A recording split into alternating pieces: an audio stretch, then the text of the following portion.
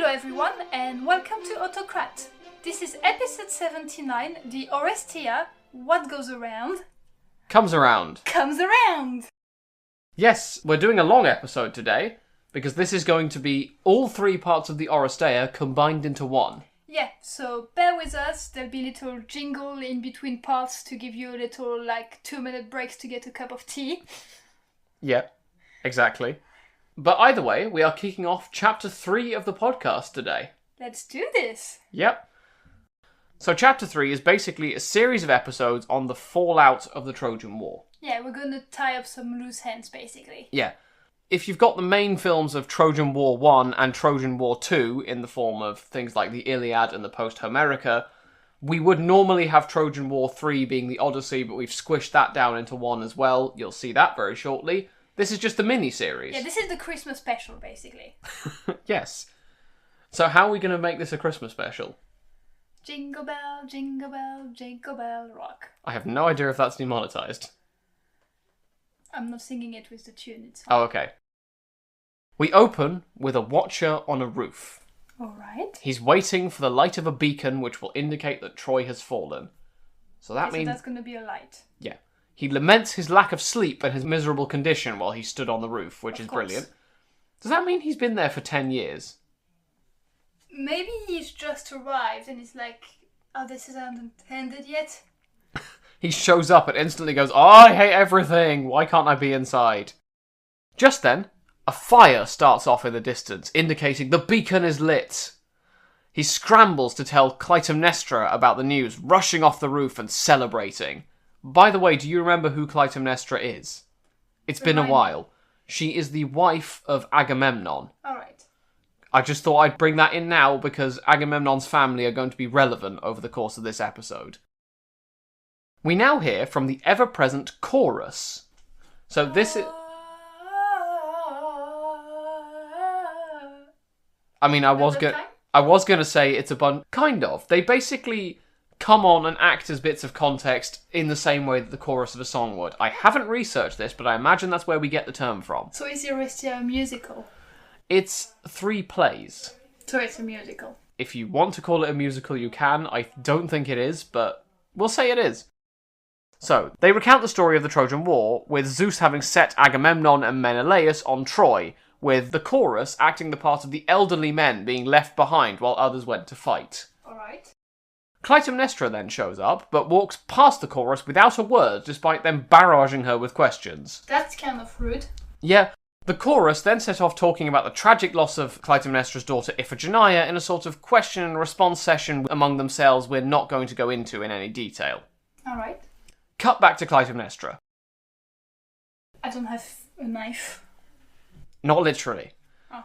She and the chorus start talking, and the chorus are sceptical to believe that Troy has really fallen, asking how the news could possibly have gotten here so fast. You can see it. It's literally right next to us. There's a dead body on the ground. We're in Greece, but yes. Clytemnestra essentially says, I'm glad you asked, because she then tells of a chain of beacons spanning the distance from Troy to Argos, 8 in total, which each saw the other's fire and lit theirs in turn. Incidentally, we see this beacon system both in the Byzantine world under Leo III, as well as with the people of Rohan in J.R.R. Tolkien's The Lord of the Rings. So if this image sounds familiar, that's probably where you're getting it from. Alright. Clytemnestra celebrates that the city has fallen and predicts the anarchy of looting that will now be taking place. Which, yes it does. However, she ominously says the attackers will be fine if they respect the shrines, but if they don't, well, a lot can happen on the way back from a siege. And if you remember, we saw this at the end of the Post-Homerica, the shrines do not exactly get respected. No, they do not. The chorus do some more celebrating and some more lamenting, you know the drill. However, the crowds of Argos in general are still not convinced, wondering if Clytemnestra has let scant evidence go to her head and rumours generally abounding, she's probably just collating gossip. She's a woman, why would we believe her anyway? Just then, a herald shows up. His name is plot device number 1. Okay. He collapses onto the floor and gives wild thanks for having made it back. He offers up prayers to the gods, but quickly supplements his one to Apollo by humbly requesting that please don't shoot arrows at me anymore. I already saw enough of this at Troy, please. He announces that Agamemnon has come back. Yay! The chorus welcome him back joyfully, and the herald spends a hot minute complaining about troubles such as cold and rain in Troy. But, still, it's all over now. Phew. Clytemnestra hears of the news and is triumphant, sneering at the accusations of her listening to rumours that had been just foisted on her 5 seconds earlier. She asks a messenger to go and tell Agamemnon she's faithfully waiting for him. The chorus turns back to the herald and asks, well, what happened to Menelaus? Yeah, where is he? The herald is not as joyful when it comes to him. Menelaus was sunk in a storm when returning back from Troy, and nobody except Helios knows what happened to him. Oh. We will pick back up with Menelaus at some point, but not now. However, the herald brushes off the chorus's questions by saying they shouldn't stain the glorious news of the day with that kind of tragedy. There's time for sad news some other time. Cut to the chorus venting on Helen again for some reason. I mean, she's the one who brought on the destruction of Troy. Well, that's what they say. This was done in the chorus ranting between the beacons being lit and the herald arriving. A couple of days have essentially passed while their ranting was going on. Helen gets a lot of flack. Anyway, who should show up now but Agamemnon? Yay, welcome back! The chorus do welcome him back, and Agamemnon speaks. He says hello to them and the gods upon returning from something which once seemed so grim after the gods went to war against them. He mentions the wooden horse offhandedly, incidentally putting the date of the fall of Troy in autumn as he speaks, and I think that's an interesting little detail. It is, the leaves on the ground, the beautiful colours. The fire, the death, the blood, the screaming. Really autumnal season. Yeah, beautiful. Yeah. Anyway, Agamemnon spots Clytemnestra on her way towards him with a file of attendants. She gives thanks for her husband's safe return, bemoaning that she's been alone in the house with all these rumours flying around. Woe is me. It's for this reason that their son Orestes isn't here, but is instead off with Strophius of Phocis. After all, there's been 2 dangers, she says, the war itself and the likelihood of there being civil strife in Argos. So basically their son's been sent away for his own safety. Okay. She laments how long she's waited and how she's had sleepless nights waiting for him, but now she gives thanks that he's back safe and sound. Alright, she's sucking up to him. Yeah. She invites him down and orders the attendants to get busy with preparations, laying out rich carpets. Agamemnon's happy, but doesn't really care for all these rich furnishings. As long as he's able to carry on as he was, he'll be happy. She protests, saying that Priam would have celebrated as luxuriously had he been victorious, but Agamemnon cites public opinion in being hesitant. Put these things away, what are the public going to think? But Clytemnestra insists, and Agamemnon complies, worried of being essentially run down as he walks on such a rich carpet. I don't know if this is social commentary, but hey, he's on a carpet now. Alright. He gets off his chariot and... So he was on the carpet. Yes, he gets off the chariot onto the carpet. Alright. He gets off the chariot onto the carpet and reveals... Cassandra. I'm back! Yes, the woman he captured. Oh. She'd been standing behind him, hidden from sight, so yes, you got jump-scared, listeners, or you would have been if you had been able to see this instead of me describing it to you in excruciating detail. Agamemnon asks those around him to treat her well, given how useful knowledge of the future could be. So he does believe her? Well, he knows she has knowledge of the future, at least. I have no idea if that means he's going to believe her or not. After some more talking, both Agamemnon and Clytemnestra go into the palace, leaving Cassandra outside with members of the chorus. The chorus starts chanting ominously about what might be to come, citing examples to talk about that we don't know what the gods will have in store for us. Clytemnestra returns and barks at Cassandra to get indoors, telling her to mind not to be proud. Their legends say that even Heracles once had to be a slave, so it's happened to better. At least, she says, she's a slave to family with old money. After all, those who have just gained wealth treat their slaves with savagery, whereas old nobility treat the people that they've, taken without pay with kindness. Do they? Yeah, you can see that some time has passed since this was written. Cassandra stands motionless, so Clytemnestra wonders if she only understands some barbarian mumbling, and later tells her to just sign with your hands if you've understood me.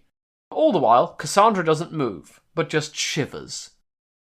The chorus appeal that she needs someone to translate, she's a Trojan, but Clytemnestra dismisses her as crazy and leaves in a huff. What language would she have been speaking then? I mean, seemingly from the fact they've all understood each other so far, Greek, but if not, maybe Hittite? I know there's papers which equate a Hittite king with what might have become the legendary Prince Paris, I think. But who knows? The chorus go to help her, but just then Cassandra explodes in shouting, yelling about Apollo. The chorus are baffled, and she goes on to cry that her death is coming. She asks to the air what family she's been led to, and the chorus answer, it's the house of Atreus, which horrifies Cassandra even more given their violent history. She then points to the doors and asks what the plotters are plotting inside, raving about a woman who is about to do something terrible while her husband is having a bath. Oh. I'm sure that won't lead to anything. Yeah? The chorus is still baffled and frightened as she continues to rave, painting a violent picture of bathwater and murder. She then, again, laments her fate as intertwined with another and that a two-headed axe is waiting for her. Okay, that's a bit grim. She then mentions the Furies and that they're lurking nearby, singing about the original sin of the house of Atreus, the death of Myrtilus, by the way, and pour hatred out on Thyestes, who slept with his brother Atreus' wife. I don't know if you remember that. We did cover that ages ago during our House of Tantalus episode, but, it's been a while. The chorus interrogates her some more, and she recounts her story of being given prophecy by Apollo while being courted, but, upon not going all the way, he cursed her to never be believed. Yes, as we well know. Yeah, after all, as Ovid says in his Metamorphoses, a god's initial pronouncement cannot be undone, so he couldn't take back his gift, so, he had to improvise. She's then convulsed by visions again and raves about children being eaten, a waiting lion in the bed of Agamemnon, and he, the commander of the Greek fleet, having no idea of the woman being driven to murder. She despairs, saying that whether she's believed or not, she soon won't be around to witness it anyway. The chorus recognises a reference to Thyestes eating his own kids, but are baffled by the rest of it. You would be. She now comes out and says that Agamemnon will die, and the chorus are horrified. She's stopped trying to hide this in very veiled subtext by this point. They ask rhetorically what man would plot this in the city, and Cassandra, probably pinching the bridge of her nose at this point and bringing out a chalkboard to point at, says her Greek speech is good enough, and maybe she gets the point across too well in this instant. Yeah, exactly. What man, chorus? Which man would do this? I've been referencing a woman this whole time, chorus. Do you get it now? They stare amongst themselves for a bit. No, you've lost me there. She sighs again, points at man, draws a big red cross through it. They still just go, no, lost me. Still, she puts the chalkboard away and is resolved to face what's to come. Some of that might not have been in the play, who's to say? She knows that someday a younger man will come to avenge the wrongs of the family, shouting aloud about how the room smells of death to a baffled chorus who smell nothing but perfume. What's this death you're smelling? She heads... They don't get she's talking about the future. No, she heads into the palace. I mean, it's quite a funny scene, to be honest. The Greeks say, well, that smell can't be our perfume, surely. It doesn't smell of death. The chorus lament Agamemnon, conqueror of Troy and scion of a cursed house, as we hear Agamemnon's dying screams off stage. Oh, so he is being killed. Yeah. The chorus hear the cry and want to act, but they're divided and confused as to what to do, so nothing really happens. Finally, they do resolve to see what actually happened. Yeah, they only heard a scream. Yeah, it could be anything. Could be a scream of joy. Yeah, they need to let cooler heads prevail and work out what's going on. They open the doors to find the lifeless bodies of Agamemnon and... Cassandra. Oh. So we say goodbye to Cassandra after nearly 30 episodes. Standing over them, with blood all over... You can come back, though. I just kind of need you for, the rest of Autocrat, so... Standing over them, with blood all over her, is Queen Clytemnestra. Did she do the murder? The chorus probably going, oh, what man? Oh, right. Yeah, I get it now. No, Phil, it's because man... She's a woman. Oh, I get it now. Clytemnestra announces to the audience that she needs not mince words now. She hated Agamemnon and is standing where she dealt the fatal blow. But she wanted him back. Yeah, this has been planned for ages and the net has finally closed around Agamemnon. Alright. Clytemnestra announces to the leaders of Argos that he got what was coming to him, having drunk the misery of his family's strife to its bitterest dregs. The chorus reproach her in shock for being so brazen about her husband's death, but she responds brazenly back, and nonchalantly says, she doesn't care. She's proud to announce that this is her husband and that he is dead. But why did she kill Cassandra? We'll get to that, I think. The Argive leaders resolve to banish her, and she responds that Agamemnon is the one who committed murder, not her. I think that references the death of Iphigenia 10 years ago. Yeah, and remember, that's her daughter. It is. She's been holding on to this for a while. He could have killed a sheep, she says, but instead, no, he killed his own daughter. Why then was Agamemnon not cast out, but she's now having the weight of the law thrust down on her? How's that fair? The chorus and Clytemnestra then argue, and she states that she has Aegisthus at her back, who she's now in an official relationship with, by the way.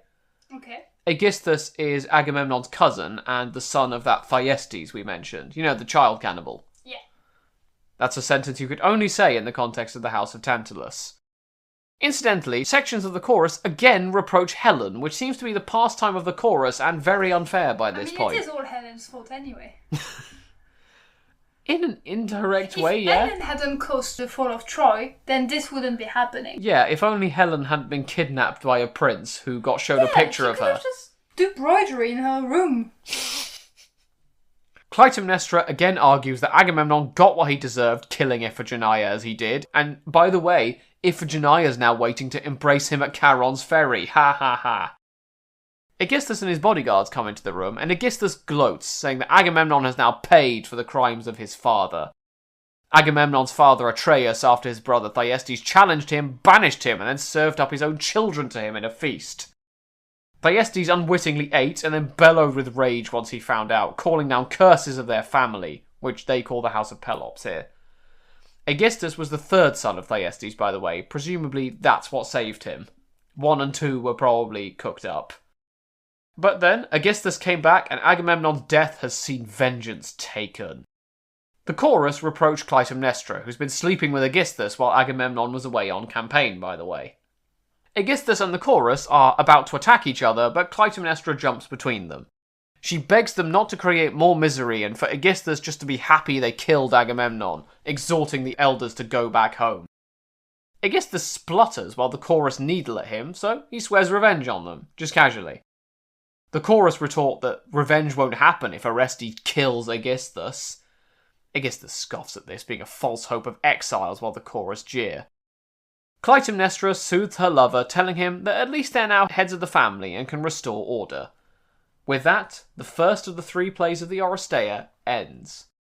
And it's now time for you guys to quickly get a cup of tea and wait for us for the second bit. Yes, we'll see you in a moment.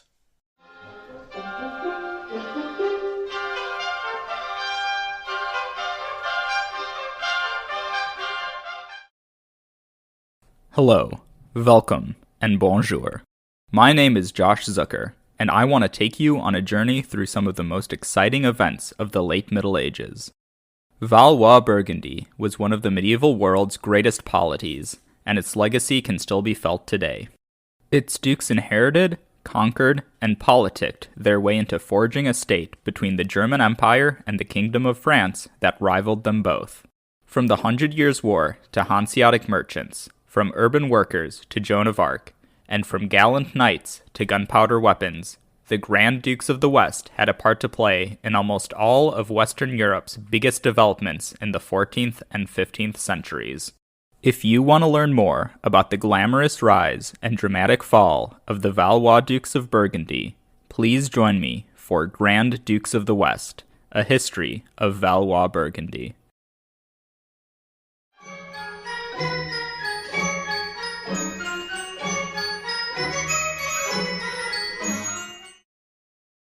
And we are back from this little interlude. Hope you had a nice cup of tea or time to make one. We certainly did. Yeah, it was kind of weird that we kept staring at each other while that music was playing the whole time, though. Yeah. That was kind of freaky. I mean, you almost turned off like a computer and just made a sort of shutting down noise. It was weird. So, just before we get going again, at the end of the last segment, you asked, why did Clytemnestra murder Cassandra? I did. Well, I found some details in Robert Graves' Greek myths. Yeah. So first off, she kills Agamemnon and then deliberately rushes after Cassandra, so this isn't just oh, you're also here. She very deliberately goes after her. But the text also says that Cassandra was basically Agamemnon's wife without being a wife when she came back from Troy, so maybe there's some rivalry there. Maybe there's a bit of she's a witness. Yeah, maybe Cly is a bit jealous, even though she herself got a lover while Agamemnon was gone. But Yeah. it's the kind of, I only can do that, you can't do the same thing I do. Exactly. There is also a suggestion, although I don't know how true this is in all versions, that Cassandra and Agamemnon had twin kids who Clytemnestra also murders. Okay.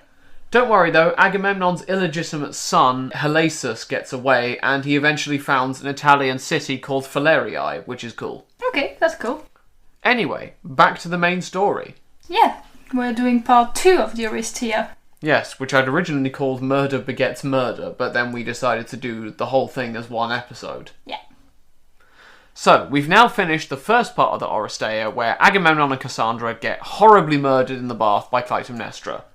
She'd taken up with her husband's cousin, Aegisthus, he's her lover, and he's now also king. So, we'll take the story up again with the second of the 3 plays of the Orestia, this time the Libation Bearers. Alright. Let's see how Agamemnon's children, Orestes and Electra, feel about their dad getting murdered. I bet not good. Well, you'll see. There is a second version of this play, which is more focused on Electra, and it's by the playwright Euripides, you know, the one who always has all of the drama all of the time, but we'll get to that at some future point, in a bonus maybe. Okay. By the way, Orestes has not been in the story so far, you may have noticed. I did notice. Well, Robert Graves says he's been raised by Leda and Tyndareus, who are his grandmother and grandfather, so that might explain why he's not here. Okay, so he didn't get raised by his mom. No. We now do a time jump, Of course. because about 7 years passed between the first play and the second. So get into your time machine. I am in. Yep, press the button. Pressed. Good, we're here now. Nice. Was it the TARDIS? No, because we don't own the rights to that. Oh. We open with Orestes having returned back to Argos. He invokes a prayer to Hermes to be his friend as he offers up some of his hair on the grave of his father. Okay, so he wants a friend. Yeah, I don't think this is a BFFs kind of thing, but maybe it is. You know, maybe they had those heart necklaces that, you know, when you put them together. Oh, yeah. Yeah, it was a whole thing. It really was a whole thing. I had one that was in 3 as well. Oh, that's cute. I don't think Hermes and Orestes invited a third BFF, though. This is their thing. Go away, Poseidon. You're not part of this. Oh. So Orestes finishes offering up his hair to the grave and turns to see a bunch of mourners, including his sister Electra, heading towards the grave. He turns to a mate of his, who he's got with him, called Pylades, and suggests they hide. Why? I don't know. But also, that's really rather rude that he's been asking Hermes to be his BFF and giving him that bracelet or necklace or whatever, while his friend Pylades is right there. Yeah, poor ladies.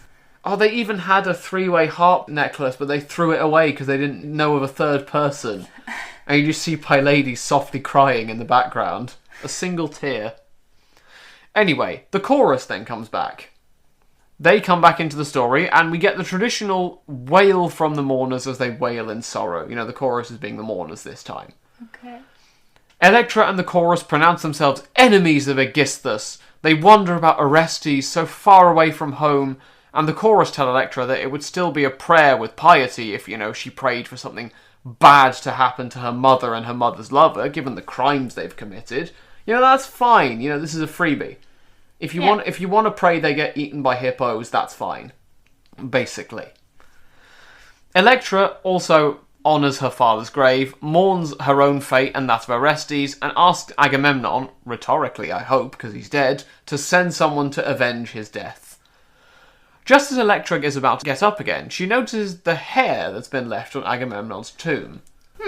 I bet she looks at it a bit closely. Yeah, I'm wondering how incredible her eyesight is that she noticed a hair on some grass. We don't know how much hair he left. He just scalped himself. Maybe he cut a whole curl. I mean, like if I cut a curl of you, I would notice it quite quickly. Fair. Also, he definitely left a wig on the tomb now, that's canon. But yeah, she does puzzle over it. After all, everyone except her hates the memory of Agamemnon and so wouldn't have left an offering behind at the grave. It's also very similar to her own hair. I mean, that part I'm a bit more like, right, everyone's hair can be similar. No, we all know that siblings have identical hair all the time. Of course. That only makes sense. The chorus suggests it's Orestes who left it.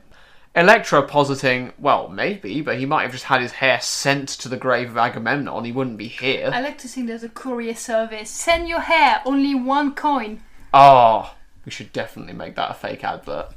So, this hair thing, by the way, is important. Alright. Because shaving the head or taking off a bit of hair is part of the process of mourning. It isn't just a thing that people give each other hair in ancient Greece. There is a reason for this. Yeah. I knew that, by the way. Oh. Well, that's good, but I also had a whole thing prepared. Electra doesn't dare hope that it's Orestes who left the hair behind, and so she just starts walking away from the grave. As she does so, she spots shoe prints left behind by this mystery figure and a companion. Is she becoming a detective of some sort? She absolutely is, but not a very good one because she's left completely nonplussed by this. Just then, Orestes steps forward and announces himself to his sister. Like, hey sis! How's hanging? Haven't seen you in like 7 years. It's been a while. When did you get tall? Electra is initially sceptical, and Orestes reproaches her in what I can only assume to be a joking tone, that, oh yes, she doesn't know now who he is, but she knows who he is from some hair and a footprint, you know, those are Orestes, but your actual brother, no idea.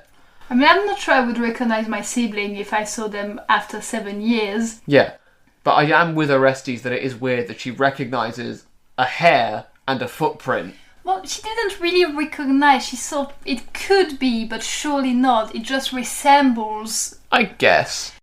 So she didn't really recognize him. He's a bit like, he's being a bit sneaky. But that's what older brothers are like, I guess.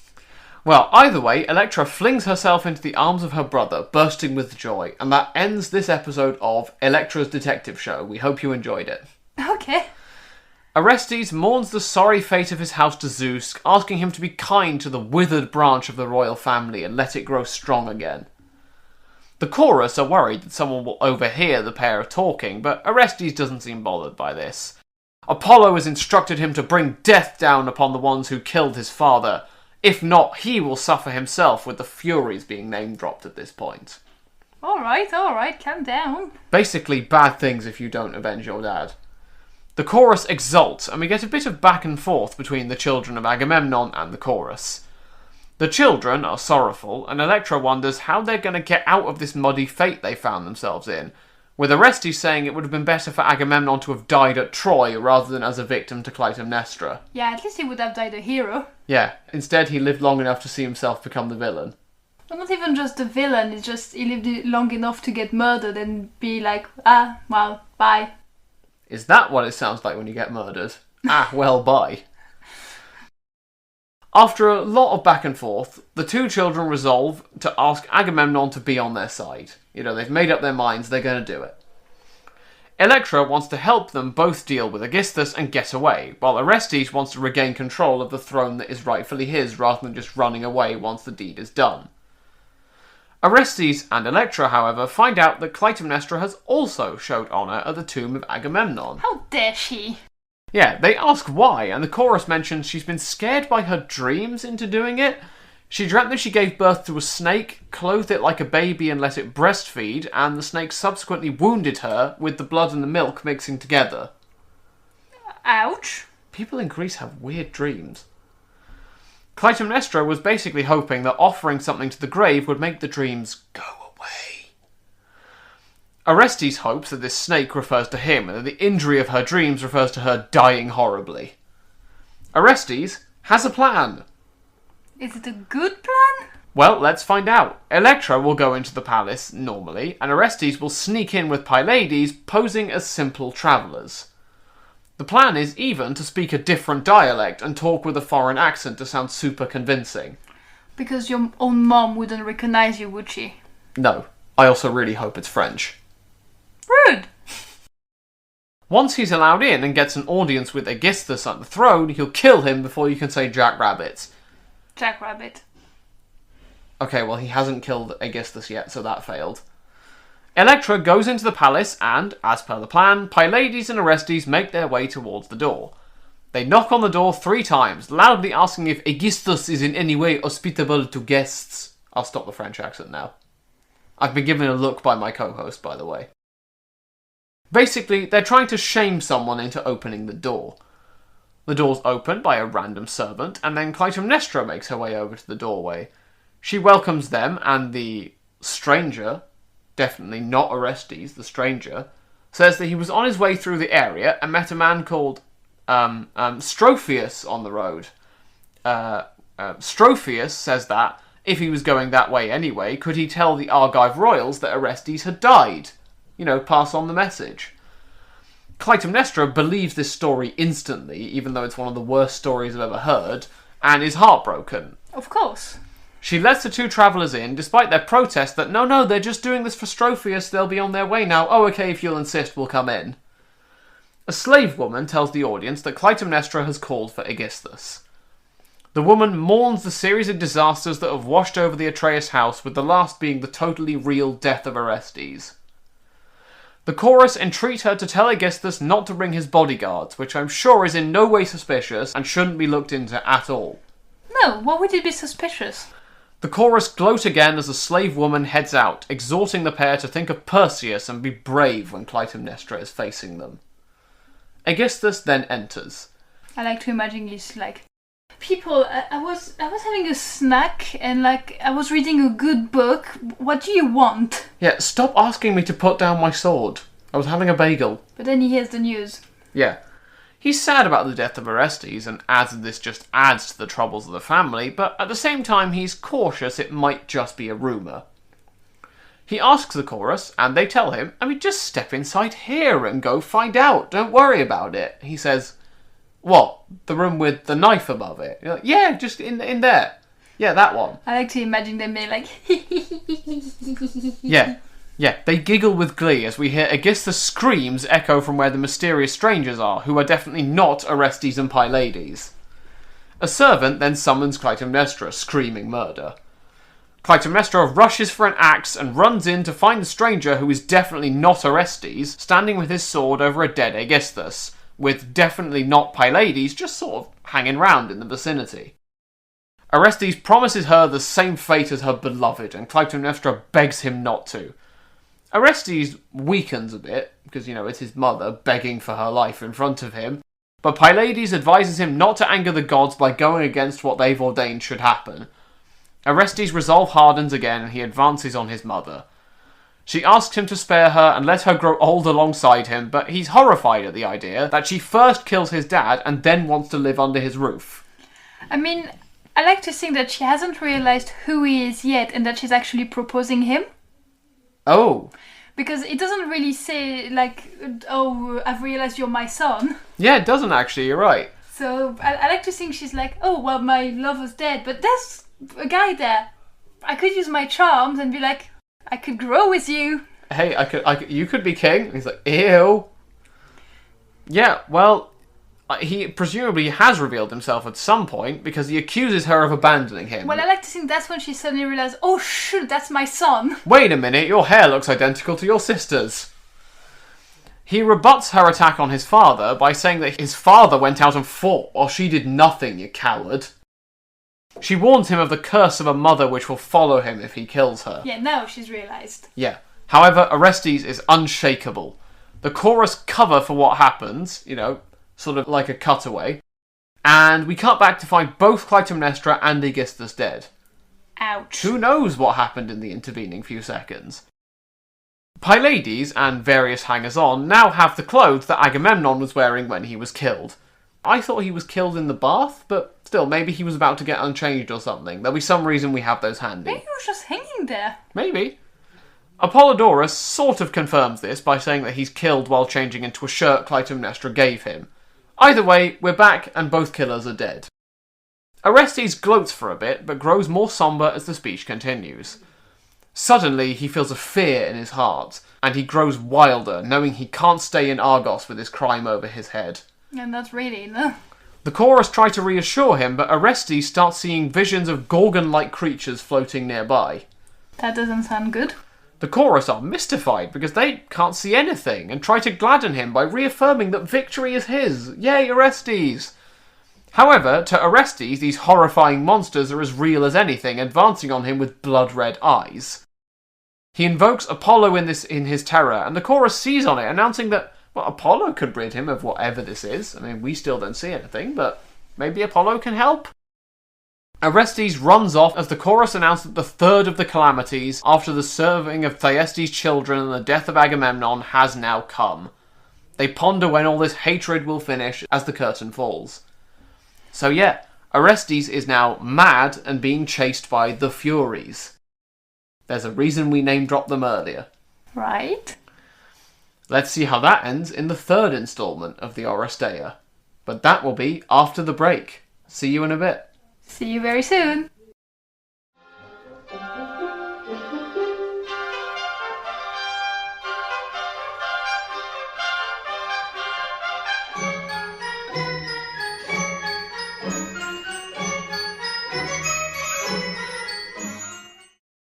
And welcome back after this little pause where this time I do hope you had a nice ham sandwich or vegetarian sandwich.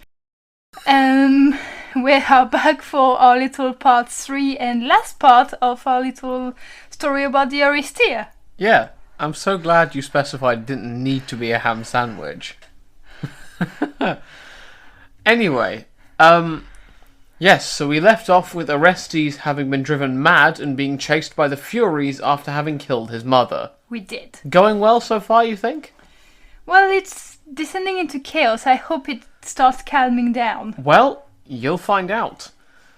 So, there are 3 Furies chasing Orestes, and they are called Tisiphone, Megaera, and Alecto. I like Alecto. Yeah. These are basically old deities who relentlessly chase wrongdoers. Okay. So, with that context established, let's dive into the last of the 3 plays in the Orestia. We start with an elderly priestess to Apollo praising the gods and announcing to the audience that she will be here to dole out prophecies to anyone who needs them. Basically, she's setting up where she is and what she's here for. She enters into the temple and immediately sees a man sitting with his sword out and bleeding, with 3 women-like gorgons asleep on the floor around him. I wonder who this could be. She rushes back out in horror, perhaps understandably. We cut back into the temple to see Orestes sleeping, because it was Orestes. Gasp. And Hermes and Apollo are standing close by. Oh, so did Apollo come by then? Well, yes. Apollo says he won't abandon Orestes, and from how the text is worded, I think it means Apollo has lulled the Furies into sleep. That's nice of him. Is he the god of dream now? Well, at least currently, for Orestes, he's the god of giving me 5 minutes just to breathe. Yeah, the god of I'm giving you a break. Yeah. However, the Furies won't abandon the chase, we know this. We do? Apollo instructs Orestes to go to Athens and embrace the idol of Athena, the statue. In Athens, there will be a release from the torment brought on by Apollo instructing him to kill Clytemnestra. Maybe Apollo just feels bad this is all kind of his fault. Not just kind of. Yeah, actually, scratch that completely. Apollo instructs Hermes to look after Orestes and disappears, presumably in a blaze of glory and light or something cool. Clytemnestra's ghost appears as Hermes, and Orestes leave the temple, because Orestes has woken up by this point and decided to take the opportunity to just sneak out while they're asleep. The ghost reproaches the Furies and spurs them on to wake up and chase after her son. The Furies awaken, presumably thinking, oh, what year is this? Oh yeah, we were chasing a guy, let's do it again! Let's go! They curse Apollo for putting them to sleep and complain that the young gods don't know how to rule these days. This is like a young people these days from mythology. Yeah, it's nice seeing that line of argument even being made for gods in plays from the BCE years. Apollo reappears to evict the Furies from his pure sanctuary, and they argue back and forth about who exactly is at fault, given that Apollo ordered the crime the Furies are now chasing Orestes for. The Furies vow to keep chasing him, and Apollo promises in turn to keep protecting him. Now, we cut over to Athens. It's weeks or months later. I mean, if it's 4 weeks, it's at least a month, so... Yeah, let's go with that. Orestes has been travelling around, essentially working off some of his sin. This is shown visually in the play's effect by Orestes not being soaked in blood anymore, although still being dressed in rags. Hermes hurries Orestes into the temple of Athena, and Orestes throws himself on Athena's statuette. He prays to the goddess, with the Furies bundling in one at a time, still on his scent. They see him and threaten to drain his blood before carrying him down to Hades to face Clytemnestra himself. Are the Furies vampires now? They might be. They're terrifying, whatever they are. Orestes cries aloud to Athena to save him as the Furies begin to dance round him in a mocking chant. They're interrupted by Athena crashing into the temple, having been summoned by a voice reaching out to her in prayer. She asks in bewilderment what's going on, who that man is clutching her statuette, and what on earth these creatures are doing skulking around her temple. All valid questions. Very valid. The Furies explain their side of the story to catch Athena up, telling her about the crime that man has committed in killing his mother. Yeah, but do they tell the side of why he did it? Well, no. Athena turns to Orestes to ask him to defend himself, and Orestes recounts the story of Agamemnon's death and Apollo threatening Orestes with retribution if he didn't kill Clytemnestra for her own crime. Yeah, so basically we're giving Athena some kind of spark notes. Yeah, we're catching her up. Cool. Previously on Orestia, like they do in every single TV show these days. Nice, nice. It might even be handy if these plays weren't being shown back to back and the audience might have needed a refresher, I guess. Orestes vows to abide by whatever judgment Athena has, throwing himself on her mercy. Athena thinks, this is all a bit too weighty for one individual or god to decide. After all, Orestes has asked her for help, but if the Furies aren't appeased, they might start rampaging around and causing chaos. Yeah, we don't want that happening. So, Athena decides to set a precedent by setting up a court of law. Nice. The Furies grumble about this, while Athena leaves to find the best and brightest of her city to be the jury of this law court. The court starts, and Apollo is called to take part. During the trial, the Furies interrogate Orestes, and he responds that yes, he killed his mother, but he only did so because Apollo ordered him to. Orestes asks, why weren't the Furies hounding Clytemnestra while she was alive for the crime she carried out?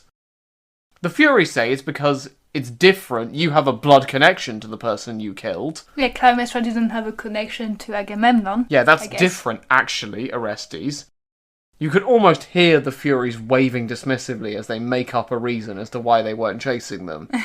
The real reason is the alarm clock hadn't gone off. Yeah, or like, just they couldn't be bothered or something. Yeah, admin at the office, they didn't get round to it in time, you know how it is. Now, we come to Apollo. Apollo affirms that, ultimately, he cannot say anything that Zeus would contradict. You know, the gods can't contradict each other, so if he orders all of this, it's not exactly against Zeus's will. The Furies play on an emotional response by asking if Zeus is condoning killing the father while ignoring the respect that is due the mother. Apollo counters that this case is specific because Agamemnon was a great and successful man who was cut down in his bath. You know, that needs retribution. They make the point that a woman killed him, which is a bit problematic due to sexist implications in the modern day, but you know, that makes it worse somehow. However, he says that it wasn't even an Amazon killing Agamemnon, so I think you could also read it as he didn't even die in battle, he just died in a bath. You know, yeah, not very heroic. Yeah. The Furies then try the line that Zeus is just being hypocritical due to his treatment of his own father, Kronos, but Apollo shuts that line of thought right down. Apollo then proceeds to do some mental gymnastics to justify Orestes' reasons. Are you ready for this? Sure. He argues that women are not parents to their children. Right. Instead, they're just the wombs that carry them, whereas the men who deliver the sperm are the real parents. Ouch! I mean, bad news for you, Apollo. Both parents contribute genetic material to the process, but okay. He points to Athena herself as proof that parentage without a mother exists, saying that Athena was never in the womb of a woman. No, she was not. Zeus kind of swallowed her. Yeah, we saw that in episode 11, way back when.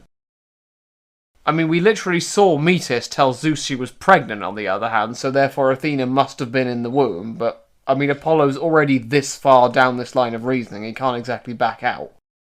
The court seems to be, in my view, ignoring a lot of evidence, Your Honour.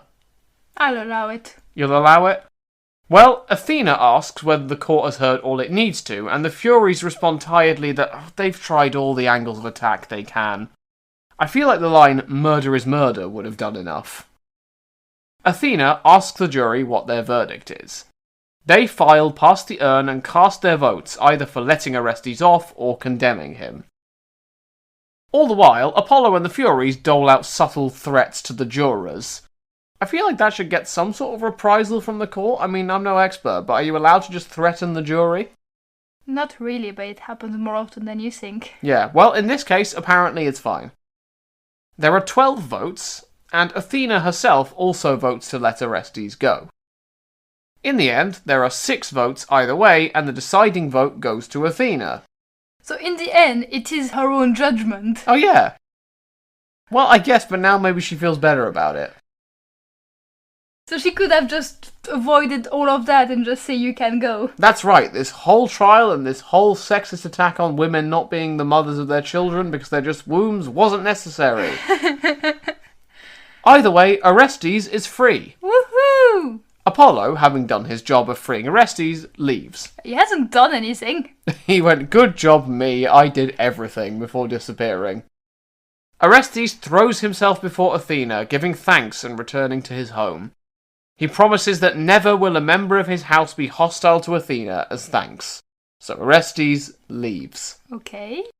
The Furies rage at their loss, but Athena tries to console them by pointing out the vote was tied apart from her deciding vote. You know, you guys nearly won, it was close. She repeatedly tries to sway them by bribing them with land or worship from people, only to be interrupted by the Furies snarling and raging every single time. Even deference to their age and therefore wise nature doesn't work, so she tries bribery, she tries flattery, nope, nothing. In the end, she offers them a new job in Athens to be a force for good instead of a force for evil. They're basically to remove the weeds in the garden that is Athena's people, as the play puts it. I'd like to point out that there's a typo that says she offers a new job in Athena, so I like to think the Furies are just gonna go live in Athena's body and make her organs work. She swallows them. Yes, thank you for pointing that out, co-host. You're welcome. That's what I'm here for. Where were we? Oh yeah. The Furies are renamed to Eumenides, signifying their new gentler nature, and the play ends with the goddess, the Eumenides, and the people filing out in a grand triumph. So that's the end of the Orestia. Nice. That was nice stories. Yeah. Was that anything like you were expecting? Well, I didn't have specific expectations since I had no idea what it was going to be about. Fair enough. Does it make sense to you that all of these people are members of the House of Tantalus? Yes. Yes. It does. Good. However, we are far from done with the implications of the Trojan War. That's because next time we're doing another mega episode. This time on the Odyssey. Let's see how Odysseus the Failure did when he left Troy, shall we? Yeah. But that will wait until next time, so until then, thank you all for listening and have a great week, everyone. Have a great time.